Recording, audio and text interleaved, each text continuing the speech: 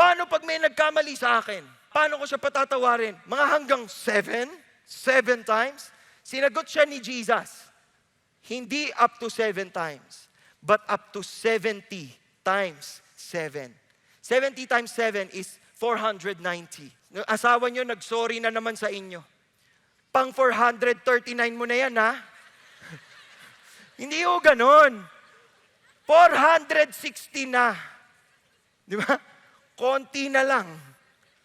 Kick out ka na. Hindi ho ganon. Hindi ho para kayo ay magbilang. Ang ibig sabihin ni Jesus dyan, hanggat kayang magpatawad, magpatawad.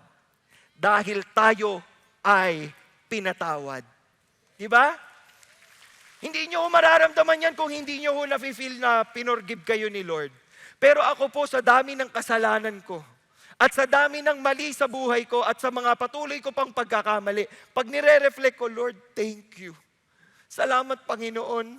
Tinatanggap mo pa din ako. Tinatanggap mo pa rin yung dasal ko, yung worship ko. Salamat sa grasya. Salamat sa mercy. Salamat sa love. And it humbles you. It makes you a person subject to the grace of God.